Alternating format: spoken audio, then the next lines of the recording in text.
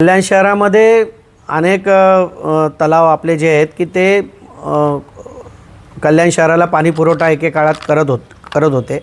अशातलाच एक दुर्गाडी किल्ल्याच्या पायथ्याशी एक भटाळे तलाव म्हणून आहे, त्याच्यावर अतिक्रमण झालेलं आहे।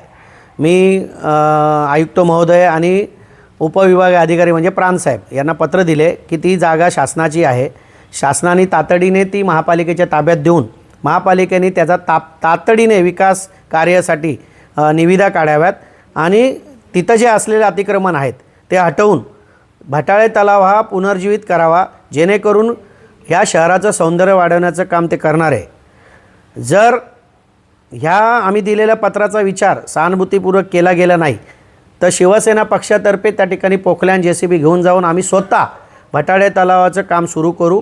ही त्यांना मी एक डेडलाईन देतो की त्यांनी आम्हाला एक वेळ द्यावी, या वेळेत आम्ही हे कामाला सुरुवात करू।